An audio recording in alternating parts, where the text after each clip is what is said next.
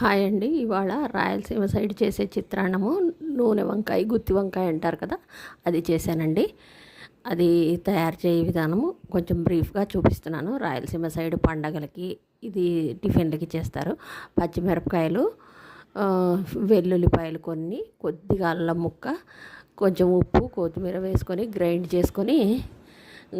Grind చేసుకొని దాన్ని చిత్రాన్నానికండి. ఇది వచ్చేసి నూనె వంకాయకి కొబ్బరి, వెల్లుల్లిపాయ, అల్లము, కొత్తిమీర, టమాటో, లవంగాలు, చెక్క వేసి మిక్సీకి వేసింది. నూనె వంకాయని ఆ విధంగా ఉప్పు వేసి గుత్తి వంకాయకి ఎలా కోసుకుంటామో అలా కోసుకొని నూనె వేసి ఆనియన్ వేసి గుత్తి వంకాయలు ఉప్పు, కారము, పసుపు వేసి వంకాయలు వేసి కొంచెము ఉప్పు, కారము వంకాయలకు పట్టుకున్నాక మసాలా వేసి మసాలా కొంచెం పచ్చివాసన పోయి వేగే వరకు వేయించి మిక్సీ జార్ కడుక్కొని అవే నీళ్ళు కొంచెం వేసి ఓ 2 విజిల్లు కొట్టించానండి. దాన్ని గుత్తి వంకాయ అయిపోయింది. అది టమాటా కూడా మిక్సీలోకి వేసాను కాబట్టి ఇంకేం వేయలేదు. అంతే అండి, గుత్తి వంకాయ సింపుల్గా చేసిన గుత్తి వంకాయ.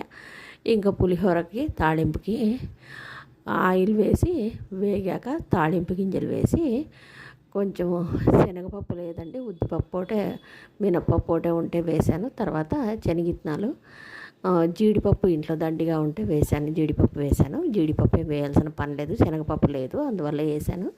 తర్వాత కరివేపాకు, పచ్చిమిరపకాయలు గ్రైండ్ చేసుకున్న పేస్ట్, ఇందాక పచ్చిమిరపకాయలు గ్రైండ్ చేసుకున్న పేస్ట్ వేశాను. వేసి పసుపు, ఉప్పు పచ్చిమిరపకాయలు పేస్ట్లోకి వేసి పేస్ట్ చేసుకున్నాం కాబట్టి ఉప్పు పైన ఎక్స్ట్రా అవసరం లేదు, సరిపడంత వేశాను. అది వేసి టమాటా వేసానండి. ఇది టమాటా వేసాము కాబట్టి లెమన్ అవసరమైతే వేయచ్చు, లేకపోతే లేదండి. పచ్చిమిర్చి తక్కువగా వేస్తే లెమన్ అక్కర్లేదు. లెమన్ కావాలంటే పైన పిండుకోవచ్చు, చిత్రాన్నానికి రైస్లోకి పిండుకోవచ్చు. ఇది వచ్చేసి అంతే అండి. అది వేగాక రైస్ వేసుకొని కలుపుకోవడమే.